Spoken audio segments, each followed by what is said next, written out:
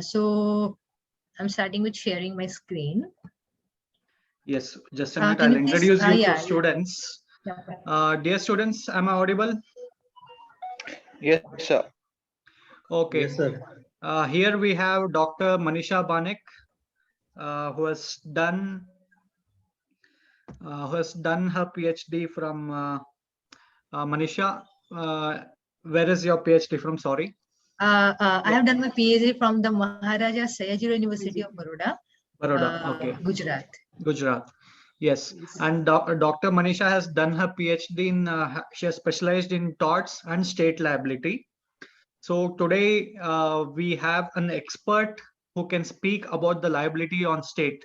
So I request all students to understand the liability of state and to ask all your questions with the liability aspects and take the knowledge back and use it in your life wherever you get opportunity.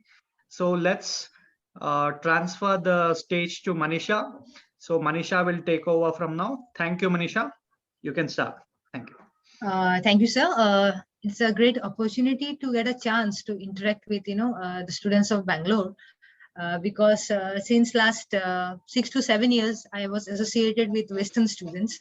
So it is getting me even I am shifting to Bangalore within few months maybe. So it's a nice opportunity to get in touch with you all. So yes, so as sir has said, I have been teaching taught, so both to LB students, BLB, and even to candidates preparing for CLAT. So what I have arranged for today's seminar, it's I'll be giving you some I'll start with very basic concepts. Then I'd like to highlight to you all one of the important problem that we as Indians we are facing. Okay, because as you all know, okay, first before starting, I'd like to ask the few students, like, is tort law codified in India? A very basic question. No, ma'am, ma'am. it's not. No. So, did this question ever arose in your mind, like why India has not codified tort law yet? Because every case would be different. Every case would be different. Okay. And have you ever thought, like, or have you ever done any, research, I should say, whether at least in the concept of state liability, other, developed nations like US, UK, they have their codified tort law? Do you all have any idea? Not fully. A part of it is codified, according to my knowledge. The whole law is not codified even in other countries. Okay. So now, bringing you all back to some basic things, like do you all understand what is tort actually? What is the difference between a tortious claim and a contractual claim? Just I want to see. Like, I think you all have covered tort. Yes. The civil wrong. Tort is a civil wrong. Yeah, That is a civil wrong. right. So tort is a civil wrong where some of our civil rights are infringed. Somebody curtails our civil right, right? And as remedy, what we get? Unliquidated damages. Unliquidated damages. Excellent. So this makes tort altogether different from other civil laws like contract. In contract, the compensation or damages which we will be getting is liquidated. It is decided beforehand only. But in case of tort, as you have said, it is unliquidated. Means the compensation is decided on the basis of the actual loss incurred by the victim, right? So up till this much we all are clear. So now I'd like to share my screen. Sir, I'm not able to share. Can you please allow me to share my screen?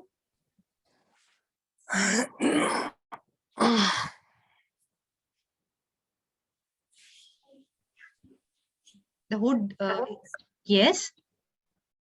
Amrita, can you please tell sir who is the host? He has to let me allow to share the screen. Just a second. Just a second. I'll just talk to Abhilash. Yes, yes. 1 minute. Where should I? Is there any option where I can see? You can make her a host. Okay, just a minute. Make host. Yes. I hope it will work now. Yeah, Yes. great. Thank you, sir. Thank you. So, is my screen visible to you all? Yes, Will ma'am. take some. Yes. Yeah, visible, right? So now I'm going for the full view mode. Yes. Visible. Yeah.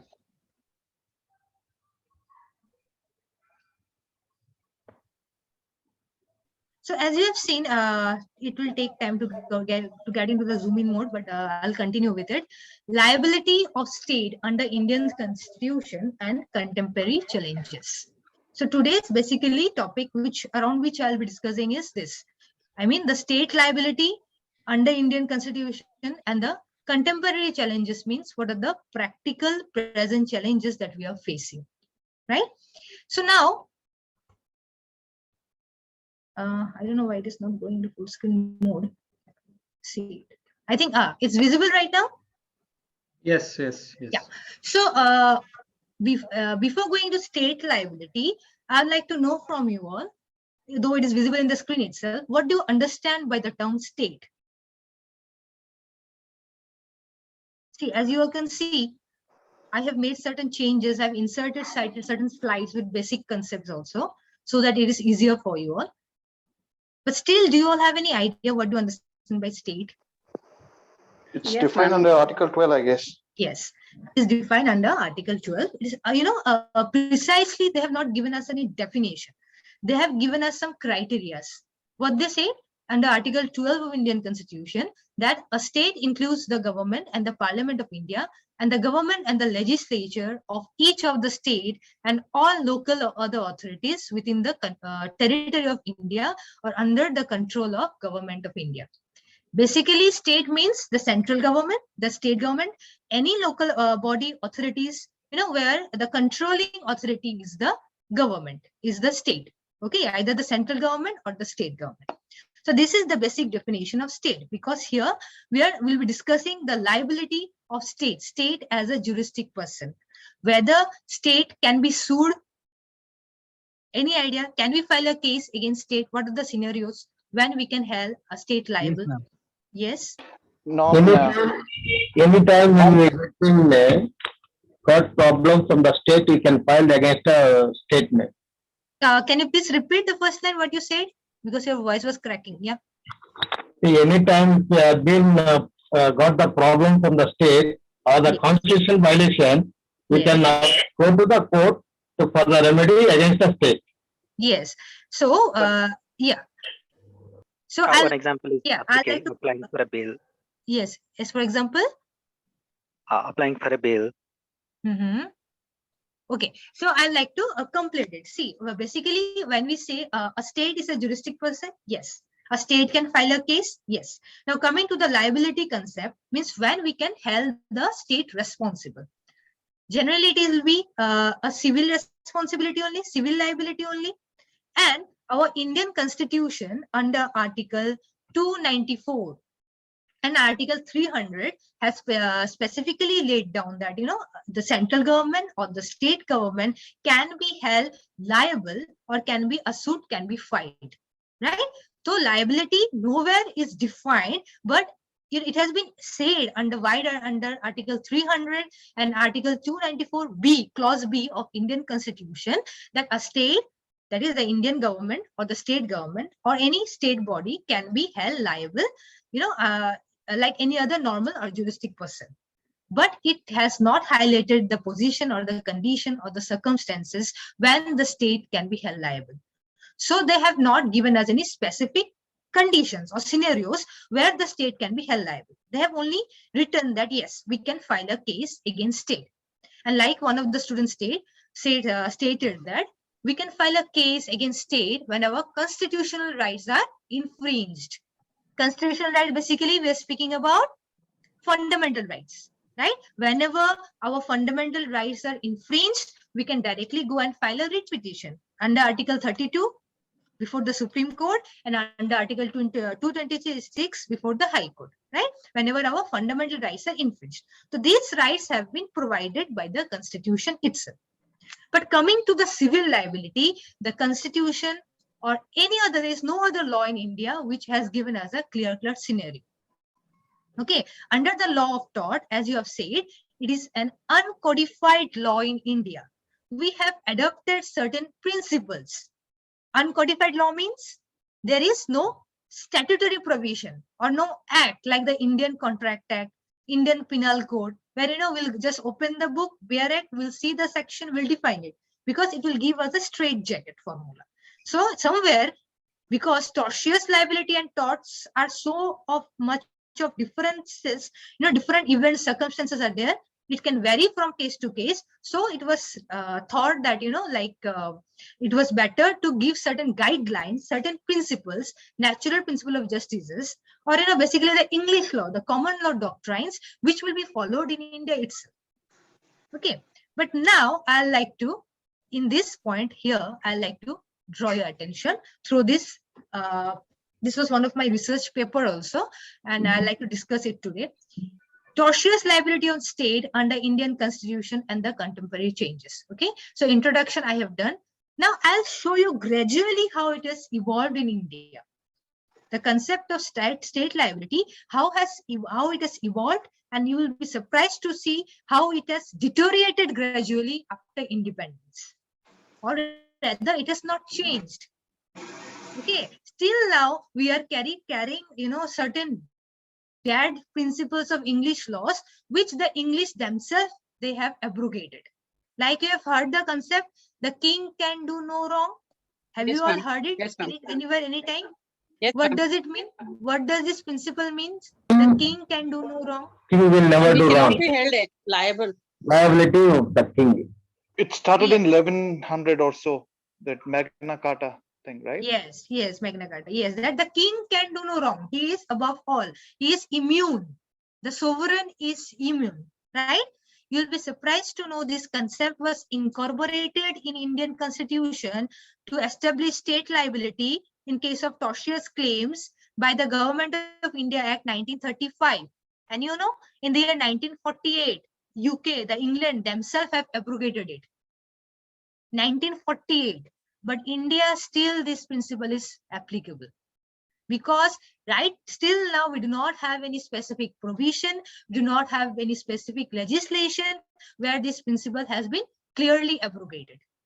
Yes, now judiciary is taking steps. Judiciary, with the help of its proactive decisions, in various cases it has said that now, we should not do like that. A king cannot be given sovereignty, a state cannot be given complete immunity. It has to be liable for the negligence of the the tortious wrongs committed by its servants. So when we speak of state liability, what do you understand by state liability? When a state can be held tortiously liable? Anyone? When can a state?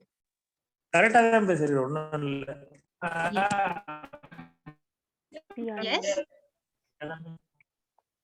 Your voice is not clear. And there is a wrong committed during the course of his employment, then the Yes. state can be held liable. Exactly. When the employees or the government servants or the state servants, officers, they commit any wrong, tortious wrong during the course of employment. The concept of vicarious liability, I hope it is clear. So now the question comes whether the state can be vicariously held liable for the tort committed by its servant. Because now the state is everywhere, whether we say in medical government hospitals, where the police officer, and everywhere the state is having its function, as well as the representatives of the state, the officers of the state. So is it justified to say that no, a state is immune if any wrong is committed by the servant, or negligence is committed by the servant, the state is immune. The servant No. himself will be liable. Is it No. justified? No. What the general public Yes, opinion it is? is in case if it's a sovereign function, they have Yes. the immunity. Yes. So this is the next step, which I'll see. I'll discuss. What happened is, before going to this, since I've I've included this slide, just for your information, in US, regarding the state tortious liability of the state, they have a specific act. Okay, it is, you can note, jot down the name so that afterwards you can just, if you have time, you can go through, the provisions. Like we have the Federal Tort Claims Act. Okay, they have a specific act, right? Like in the beginning, somebody had very rightly said that no, the few legislations or provisions are there, but it may not cover the entire tort thing. But at least they have a guideline. They have one framework, definite framework. Okay, US have Federal Tort Claims Act, where they have said that the state will be tortiously held liable like any other normal juristic person.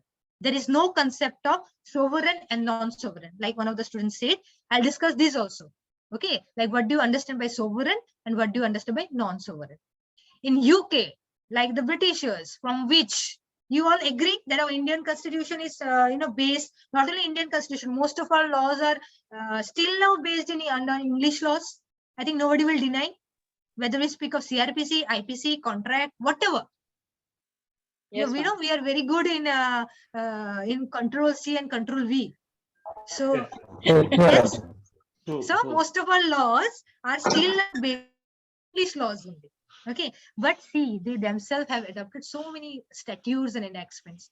Crown Proceedings Act 1947, which was implemented in the year 1948, has abrogated this principle, this concept that king can do no wrong. But in India, still now it is applicable in written wise. We have no laws, though judiciary has taken certain decisions. Then the second is Law Reform Liability in Tort Act. Tort Interference with Goods Act. Product liability under, thankfully, when I was doing my PhD, product liability was not included in consumers. But now, as you all know, consumer protection, amendment has been done. So under new consumer protection law, at least some bit of product liability has been included in India. Okay. That's China, coming of China. China has a very, well comprehensive legislation covering everything, either medical negligence, whether negligence committed by, the police officers, negligence committed by, I should say, during environmental pollution, everything has been included under one comprehensive law, the Tort Liability Law of People's Republic of China, which was implemented in the year 2010. Okay, isn't it surprising? Like, so all developed and globalized nations have adopted their own tort law, but still now we do not have any specific laws. Okay, now coming to state liability in pre-British India, state liability in British India, state liability in independent India. Before going to this, I'd like to again clear some basic things. Like in India, as one of the students said very nicely, a state is held liable only if the function is non-sovereign. If the tort is committed while discharging a non-sovereign duty. Okay, and the state is immune. It is not liable if the wrong is committed while discharging sovereign duty. Now tell me, where is there any definition given of sovereign duty and non-sovereign duty? Do you have a definition anywhere under any law, under any statute? It's not well defined even today, ma'am. Yes. So who will decide it? The courts. The courts, right? So again, we have shifted our responsibility to the judiciary. From case to case, you define whether it is sovereign or whether it is non-sovereign. And the court, as a, I should say, a guardian of providing and protecting the rights of citizens, we will see that in recent cases is providing compensation under the pretext that no, it is a non-sovereign function. So my question is, why this differentiation of sovereign function and non-sovereign function, where it is only increasing the complexity, where it is only increasing the ambiguity, where it is only increasing the uncertainties? Why not we just abrogate this principle? This was my simple question on which my PhD was, a part of my PhD was based. Okay, so I like to give it to you all. You also can carry forward. Just do research why it should not be abrogated. So now coming to state liability in pre-British India. I'll see, pre-British India means initially we have the Hindu rulers, and in Hindu rulers, dharma was the most upper-handed. The king was not at all immune. The king was not above law. There was no concept like sovereign immunity. Okay, then coming down to the Muslim rulers. Even in the Muslim rulers also, it was rule of law based on the Holy Quran. Here also, the concept of sovereign immunity was nowhere there. King was as equal as a citizen, so his liability was also equal. Now coming to the change in the game with the East India Company. Okay, you know how the Britishers came? They first came as a East India Company, as a corporate body. Okay, not as a government. So the Secretary of the State, it was only looking after the government, and the East India Company was working as a corporate body. So the Britishers, very tactfully, what they did, they included by the Government of India Act 1867 that, you know, like East India Company will be held liable like any other corporate body, but we as the Secretary of the State for India, who is that is the Crown, will not be held liable, okay, for the sovereign functions. And here I skipped it, so I'd like to discuss what sovereign function means. Typical those duties which only a state can do, okay, and non-sovereign means some other activities, actions which any private body also can do. Okay. Like now there are cases, if you had seen in tort, like a government jeep was going, it was doing discharging his duties. On the way, it went to a garage, and while picking up woods, you know, to conduct a picnic, some tortious accident was occurred. So the point before the court was whether, you know, conducting picnic or collecting woods was a sovereign function or non-sovereign function, though the driver was a government employee only. Okay, so here the government the court in some of the cases, similar type of circumstances, held that no, it comes within the sovereign function only, because the garage was on the way from the campus. So the state is immune. The state will not be held liable. Only the driver will be held for negligence. On more or less similar circumstances, similar facts, in other cases, another court held a different view. It said that no, collecting of woods, conducting a picnic is not, it's a non-sovereign function. So here the state should be held liable because it was a non-sovereign function. So we will see that from case to case, you know, there was discrepancies, there were uncertainties. Then finally, under the British government, like when after the Sepoy Mutiny and all, when the East India Company was, the control was taken by the Crown itself, by the Government of India Act 1935. Here, for the first time, this concept of sovereign immunity was introduced. They thought, and why it was introduced? What was the logic? Because we were slaves, and they were the rulers from other countries. So they said that, you know, like giving compensation for the wrongs committed by the servant in order to save their skin, they introduced it. For them, we can understand. But after independence also, why are we bearing this in our shoulders? I find no logic in it. Like last year, before this, I think 2019, and MP raised a question, very interesting question, okay, that he was sitting in a flight, or someone was sitting, and in flight wings, small icon was there written VC. You know what was that? I don't know whether you came across this news or not. It was Viceroy, or, you know, it was representing the Crown's control. So even after almost 70 years of independence, we are so busy in our own thing that we have not, you know, cleared all these things which the Britishers have left on us, the abrogated, the outdated principles. So even under independent India also, as you know, the Constitution of India is more or less based on the Government of India Act 1935. So it's still now it carried it. Now, in order to prove this scenario, I'd like to discuss certain cases. Like always, you know, like law student, judicial approach is important, because unless we discuss certain cases, we'll not be able to prove our point. So now when we'll speak of state liability, as we have seen, the first concept was introduced during Britishers in pre-independent India. I think you have come across this case, P&O Steam Navigation versus Secretary of India. And there are some other Oriental cases laws also, where for the first time it was held that the sovereign will be held liable only in non-sovereign circumstances, in non-sovereign cases. Okay, then what happened? Then after the independence, then one of the important landmark case law was the Vidyavati case law. Are you all aware of it? State of Rajasthan versus Vidyavati. It is one of the landmark case law taught under state liability. Yes, Anyone? Yes, ma'am. Yes, what happened in that case law? I don't want to go into detail. Just give me a brief. State of Rajasthan versus Vidyavati. Ma'am, You have heard about the state was case. held liable for the act of the servant, ma'am. I think it was the driver where Yes. the husband was, killed by Yes. the state driver, like the government. He was a government employee, Mhm. and the Vidyavati's husband was killed by the, I think, Driver. Due to his yeah, driver. negligent act. Yes, Yes.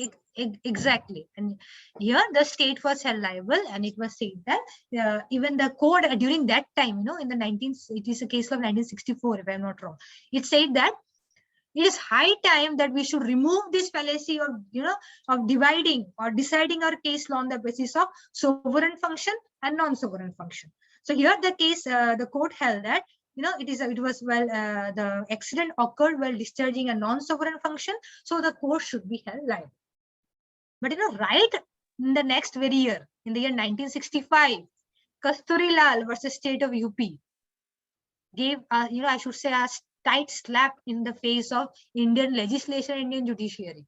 The High Court here it is a very interesting case. A constable, he seized, certain properties of a person, and he kept it in the police station under police custody. Now, when the case was, I think when the person, the victim got discharged, when he went to claim his seized goods, it was seen that the police constable, he flew away. He took away all the jewelries and everything, and he ran away. In that case, when the victim filed a case against the state, because the police officer is a state servant, he ran away with my ornaments. The custody was, he took the custody, he confiscated my goods. Now I should get compensation. Against whom I should, claim the loss I've incurred. Here the court, wherein I don't know how the court here decided, the High Court, that confiscating of goods is a sovereign function. A private body cannot confiscate goods. Okay, so since it is a sovereign function, the government will not be held liable. It was decided after Vidyavati case. Okay, so likewise, many cases went on with various discrepancies. Then again, Nagendra Rao case came, where it was again decided that no, it is not the right thing to decide on the basis of sovereign and non-sovereign. So if it is a non-sovereign, then compensation should be given. And there is one more interesting point, okay, and under Indian thing. India judiciary is saying that because it is bearing this responsibility, of this king can do no wrong. So it is saying that this sovereign immunity does not apply in case of infringement of fundamental rights. So in most of the tortious claim, in one or the other way, they are giving it a color that there is an infringement of fundamental right. Hence, compensation should be given. And you all know, when there is an infringement of fundamental right, if at all compensation is given, it is very lump sum. It is ex gratia. It is not divided. It is not decided on the basis of the actual loss incurred by the victim. Railway accident, 50,000, 1 lakh rupees given by the government. Right? He was a young person. He was a corporate person. He was earning in lakhs. He was the sole breadwinner of his family, and you are giving 1 lakh. Is it justified? If I would have filed a tort claim against a private company, whether he would have, washed his hand by giving 1 lakh rupees only. So here you are giving compensation of 1 lakh in the pretext of protecting my fundamental rights. What about my tortious claims? Okay, so here again we will see that in this certain these are recent cases of 2010, 2018, where the High Court of Gujarat is one of the case law, the Bora Sadiqben Rajakbai versus State of Gujarat. Here what happened? It is a very recent case of 2018. Here the farmer his entire crop was washed away by the reservoir, the canal water, which was blocked by the Gujarat Corporation. So here the government gave compensation, but the court, I should say, the court decided that the government has to pay compensation because, here it was discharging a non-sovereign function. Again, the court had to give compensation by deciding only that whether it was a sovereign function or non-sovereign function. So now the only question which arises is, why don't we just abrogate this principle? And interestingly, when a survey was held, when some data were collected from various judges, from various lawyers, academicians. Above 80% of them were in support that this is high time when this concept that king can do no wrong, this sovereign immunity should be abrogated totally. Okay, but and even I like to tell you something. The Law Commission of India, in its first report in the year 1967, had suggested that tort law, this sovereign immunity should be abrogated. I know it is high time that a definite law should be, or a legislation should be given to India. And in one of the cases, the High Court has said that, these were divided by the Supreme Court. The Apex Court has said that compensation for violation of fundamental rights in aforementioned cases in a public law remedy is a public law remedy, but there is no express provision in the Constitution of India for grant of compensation by the state in such cases. So the Apex Court itself had said that as public law remedy, we do not have any specific provision. It is a remedy determined and decided on case-to-case basis, dependent on the facts of each case, the disposition of the court hearing the case, etc., which makes this remedy arbitrary, episodic, and intermittent. Okay, so this is the situation in India, where till now we cannot claim compensation directly from the state. Okay, the court has to prove either it is a curtailment of fundamental right, or the court has to prove that it is a non-sovereign function. Then only the court can give us compensation. Now, in this point here, I'd like to ask you all, if you all have any questions, you are free to ask too. Anyone?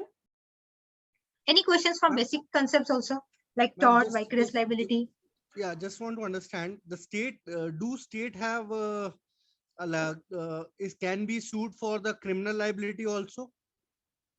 Okay, interesting. Okay, criminal liability, state. Now I'll ask you a very basic, nice question. I'll ask you a very basic question. What is one of the basic difference between civil wrongs and criminal wrongs in India? When you file a criminal case and a civil case? It's a private wrong, the other is public wrong.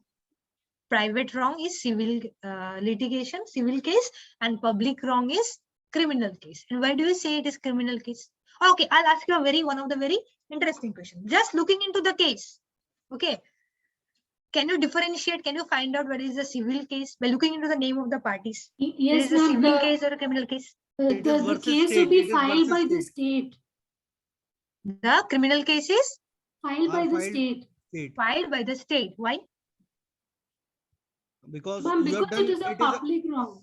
Correct. Because it is a public wrong, right? The state is believed to be our protector. So any criminal offense is believed to be committed not only against the victim, but against the state. So it is always the state versus the accused, right? So generally we cannot make the state criminally liable in any case, but the servant, he personally can be, like for he has taken bribe. So we have cases or criminal cases like where we can separately file a criminal case against like that public officer or that public servant. Like a DM recently, he has done something very, outrageous while performing his duty, official duty. So an FIR was not filed against the state, but the FIR was filed against the DM. Yes. Basically, you mean to say state is never liable for any criminal wrong by its servant also? It will not be held criminally vicariously liable for the wrong committed. Criminal liability of state is not had. Okay. So, just an example. If a BMTC bus driver bangs my car and someone gets killed, so yes. Do you mean the BMTC, which is a state-owned transport corporation? Yes. You cannot sue BMTC, but only the driver can be sued. See, here I'd like to clarify one thing. When you are saying you can sue, means you are filing, you can file a civil case asking for compensation against the state. Okay, Yes. but you cannot file a FIR against the state. You can file an FIR, means a criminal case against that particular driver. Okay, got it. Okay. You So cannot criminal make the case- state the crimin- accused. Okay, Okay, accused criminal- means criminally liable. State is civil, can be civil liable. Like Constitution has said under Article 300, can make the state a party in a case. Got it. Got it. Yes. Anything else? Ma'am, if that is the public servant, that he or she may not be held responsible for criminal offense. Your voice is cracking. Can you just repeat once again? Is it not becoming a escape route Hello, public we are getting He or noise she not from be- someone's. We are getting noise for someone's mic. Background sounds are coming. So Can others can keep it on mute now, please? yes.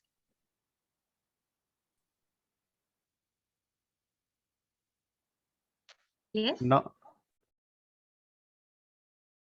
I think he got disconnected or what? I was asking, Yes. is it not becoming an escape route for the public servant that he or she may not be held responsible on a criminal offense?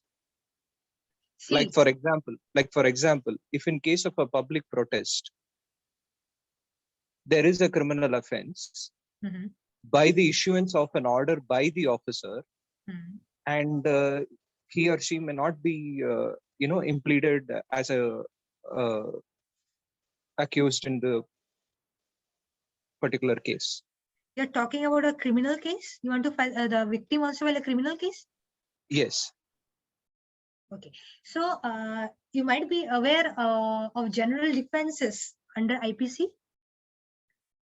So the same concept has been included under IPC also, where it is said that if a public servant, while discharging his lawful duty, lawfully commits some wrong, it comes under general exception. So he will not be held liable. Now the government has given an order to do lathi charge. Okay, and in lathi charge during a public protest. So in lathi charge, what happens? He can apply or he can do lathi charge below the belt. Okay, he cannot strike on the head. Now here, while establishing the criminal liability, all these things will be considered. If he had Right. done his law, he has discharged his duty lawfully under lawful situation within his limitation. Okay. Okay, then he will be protected. Now, Okay. if he crosses his limitation, he without any reasonableness, he strikes on the head and the victim dies. Right. Custodial death. And what happens here? The police officer or the person is criminally personally liable. Here he will be he is a criminal. He will be accused. Okay. Okay. ma'am, I have a question Yes. related to government. If government body is destroying the nature, environment, or greenery, Mhm. which is affecting the people's health or pollution, creating the pollution, in those circumstances, what is the liability in it? Can we file the case against See. government? Yes. Here also this point will be covered, which then this fallacy will again will be, like here what happened. Yeah, under environmental protection law, we know we have polluters pay principle, precautionary principle. Okay, so and whenever as an individual you want to file a case against the government, the only the best option is that under right to life, Article 14. Okay, environment to live in an pollution-free environment comes. Okay, you cannot infringe my right to life by creating pollution, by creating hazardous environment.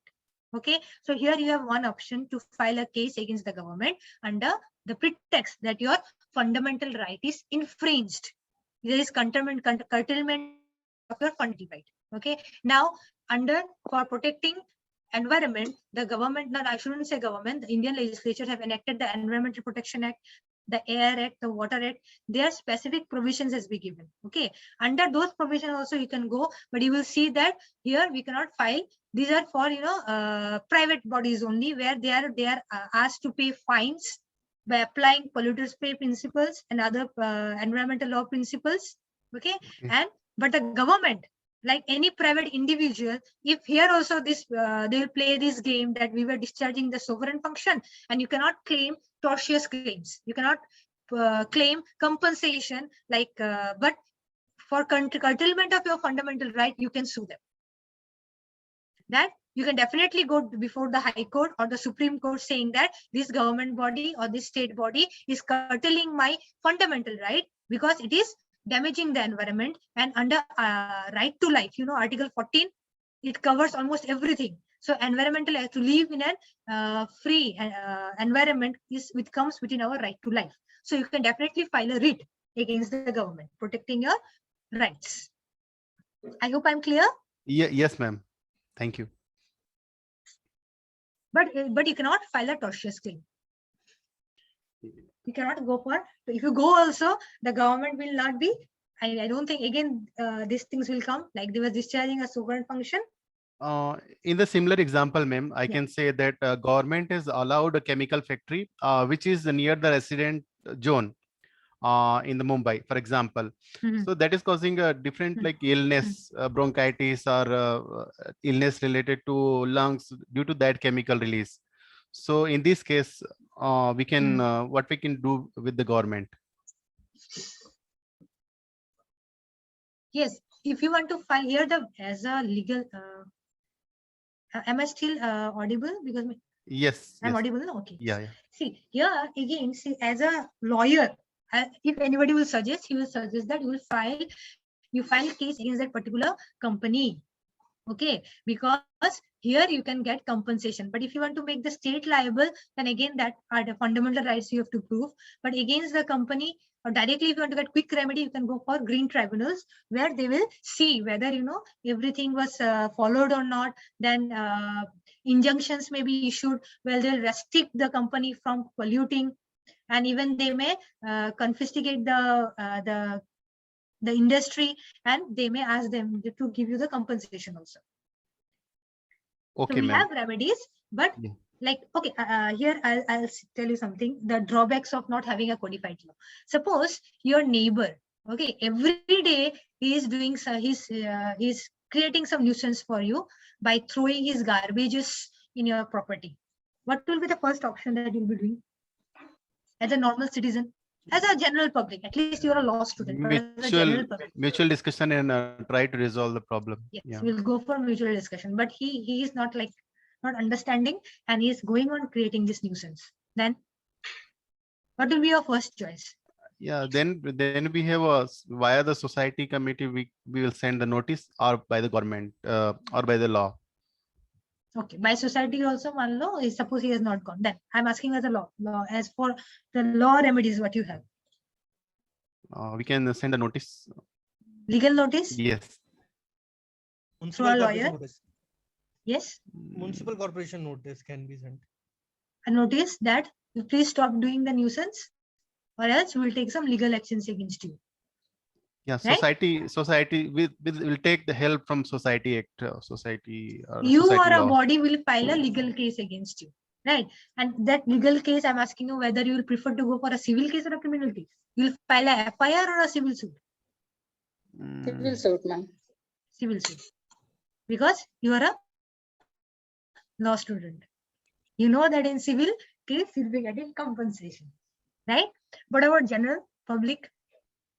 What do you think? What will be their first choice? We'll file FIR. Will file FIR because they don't know only. They will. I think if I would have gone and asking, see, you have two options: either to send your neighbor behind bars or to get a compensation of 50,000. What will you choose? What do you think? What he will choose? Compensation is better, I think.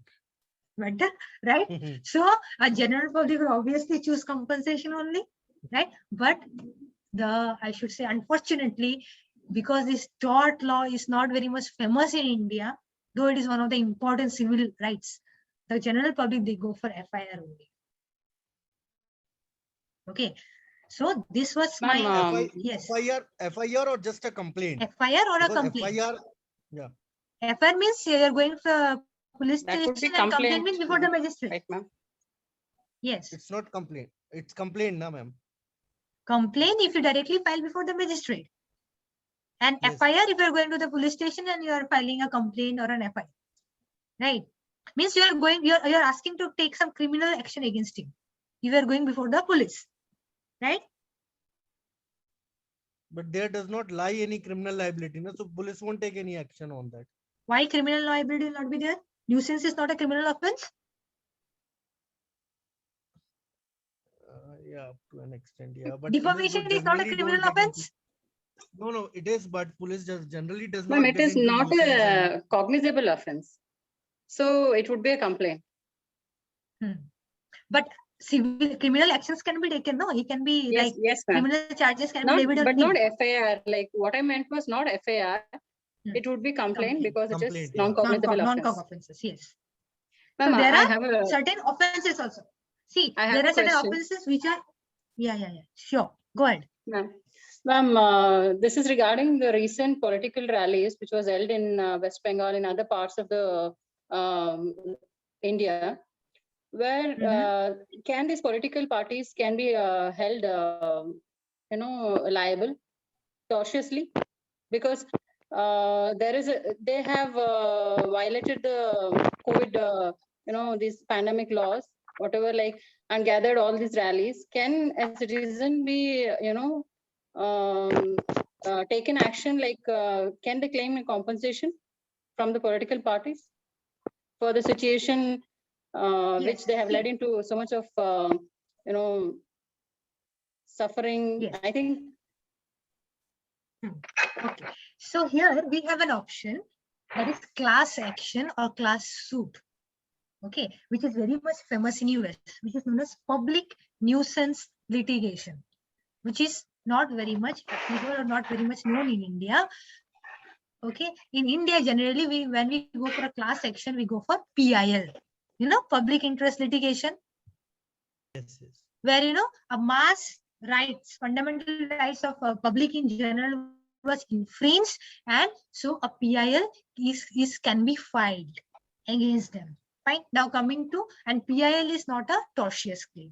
Okay. Now coming to tortious claim, you cannot go for public claims in general, but as an individual, that your civil right, your damage was caused to you mentally or physically, because due to them, you have definite tortious claims like battery, like assault, like nuisance, like Yes, ma'am. defamation, like trespass to property, trespass to person.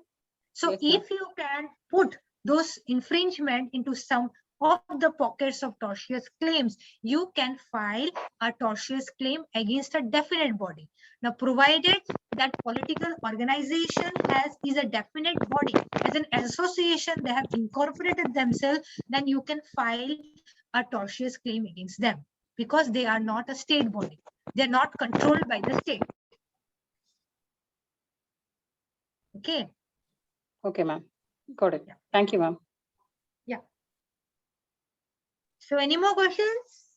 Madam, but here now, my friend Nava is told that that election analysis, even election commission also under the President of India, appointed by the President of India. So court cannot control the autonomous bodies, because that is also President appointed by President of India. Yes. My friend told that is a rallies and all. It is not come to the this one criminal activity like that in the COVID period. So court cannot enter the affairs of the election bodies. Yes, because it is an autonomous body. Yeah, that is the President of India is appointed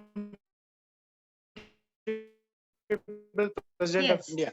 Then intelligence will come. Intelligence will be infringed. Yes. Infringed, correct. Yes. That's good. Okay. I hope you all have no more questions. Anything from basic thoughts questions do you all have? Then you can ask me. No. If not, then I'll. Okay, fine. No question. No So question. I'll stop sharing. Okay, with this, I'd like to end this session. It is not wisdom, but authority that makes a law. About tort, we have lots of wisdom. tort these principles we have, injuria sandemnum, demnum sine injuria, so many principles we have. But until and unless we make a law, there will be no authority. Okay? Is it right? Yes, ma'am. What is your opinion as a law student? What are your opinions? There should be legislation should be what, ma'am? Because if it is uncodified, then there is always a dilemma. And like there is no particular solution sometimes. So legislation should be brought and it should be codified. Yes. Pigeonhole theory should be brought into existence is what I feel, because at least the broader scope should be codified, and then each tort can be placed into that category and Specific pigeonhole theory, specific, yeah. Salmons, follower of The- Salmons. Yeah, the Salmon theory should be brought into existence, because otherwise it will keep on going. Exactly. So this was my point in one of my research paper, and I made a humble attempt also. I don't know how much I'll be able to carry forward it, because in India, until and unless you have a lot of backing, you can't go. I had drafted a bill also, but I don't know how much I'll be able to do it. Let's see. Hopefully, if I cannot, you all maybe or someone else down the line will be able to do something, because time and again this was introduced in the parliament. Okay, Sir Edmund Frederick Pollock, he had during in the year 19 something, he had also introduced the bill in our Indian parliament, codifying tort law, but somehow it was not given much importance. So let's see the coming days. Great, ma'am. Nice, informative.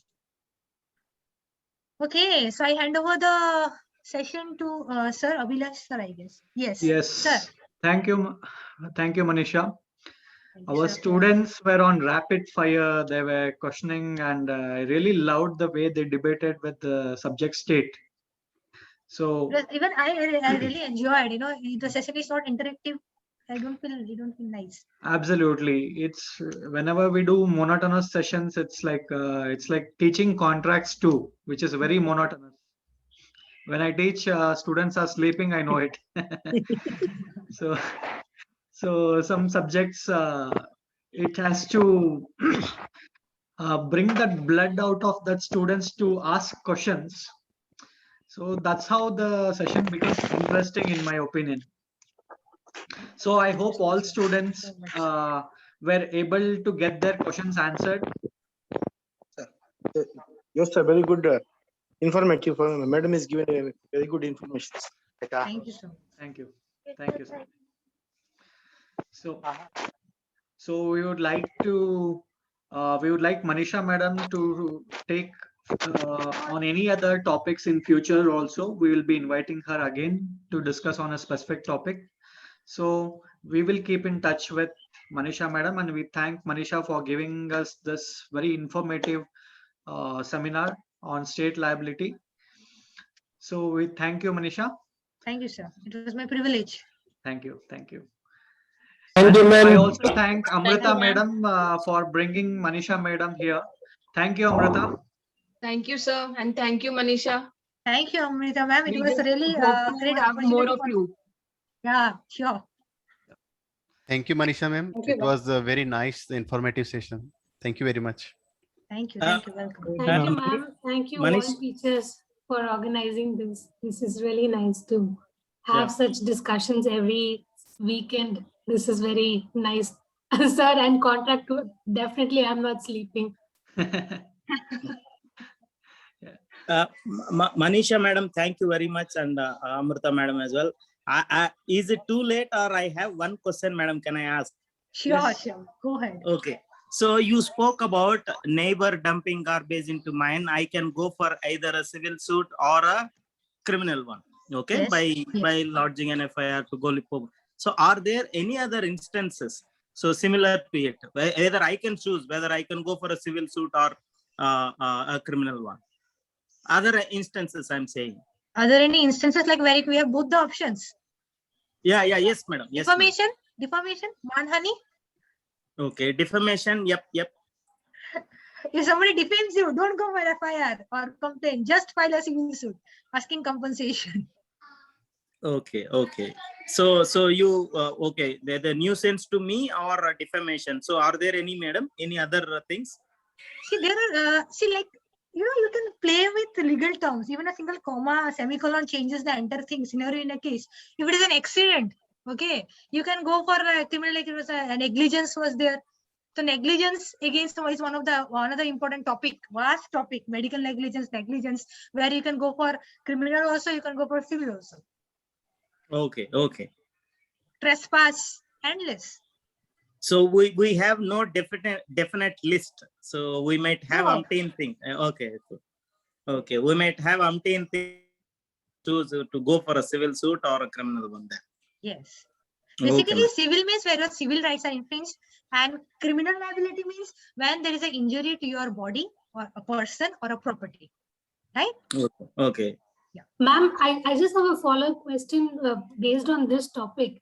So when we look at the basic definition of torts, right, they Tort. say that, see, whatever cannot be, if a wrong is committed, if it is not classified as criminal or other branches of civil wrongs, only then it will come under tort, right, as a tort. But when we look at a case like this, where we see that there is a civil wrong also, there is a criminal wrong also, how can we say there is a tort of defamation or tort of trespass or something when it also qualifies for a criminal act? A defamation is a defamation. It's a wrong. Okay. We have both remedies under civil law, under criminal law. Right? Under criminal law, if there is a mens rea, injury has been caused, you have the option to file a criminal suit. At the same instance, if the ingredients of defamation are there, you have the option to file a civil suit. Okay. Now the choice is yours, whether you will go for civil suit or you will go for a criminal case. And for tort, there are two separate questions mixed in your question. Okay. And now regarding the other tortious claims, if 300 is first chapter of tort, where your civil right is infringed, where your legal right, not only civil, legal right is infringed, there is legal injuria, then you can, and it is unliquidated damages, then you can go for tortious claim. So any wrong has been done to you, where your legal right has been infringed, your legal injuria has been given, and you have injury has been caused to you. Okay.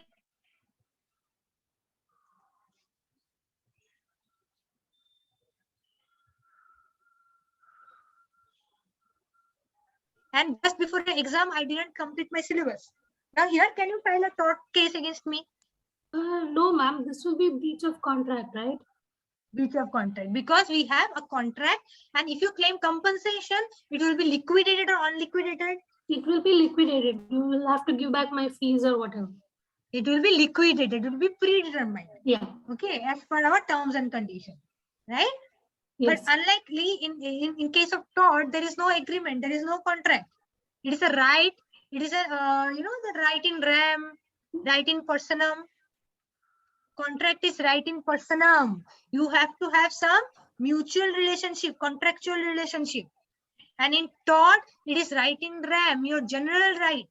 Now somebody hits you by his car. Okay. Now when you will file a tort case against him, can he say, if you file a case, can he say, so you show me where was the contract between you and me that I'll never hit you by my car? Because here there is no necessity of any contract, because your right in rem is infringed. So it is a tort.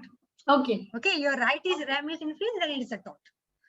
So it's a vast topic. I'd like to take more sessions if I get chance. Then I'd like to interact you all. Okay, with some ma'am. basic things. Thank you. We will keep you busy, Manisha, in coming days. Okay, I'll love to interact. Ma'am, but I read that you can, if the case qualifies, you can also file both suits, right, for criminal as well as civil. No, then it will come under double jeopardy. Constitution. There's so many Yeah, things. yeah. No, yeah, but okay. For same offense, same act, you cannot go for multiple remedies. Okay. Yes. Okay, sir. I think Yeah. I'm still connected. Yes. So any last questions from anyone? Last question, because I should say, unfortunately and fortunately also, today I got the appointment to take my first dose Okay. at 1. Sure. Okay. Thank you, everyone. Thank you for a wonderful session, Manisha. So we will Thank you, see sir. Manisha again soon. Thank you, sir. Thank you. Yeah. Thank you. Thank you all. Stay safe. Take the vaccines. Okay. Yep. And I'd like to interact you all. Thank you, sir, for giving me this opportunity. Bita ma'am, for giving me this opportunity. Thank you, Manisha. Thank you. Yeah, I will end the session. Thank you. Yep. Thank you, ma'am. Thank you, sir. Yeah, thank you.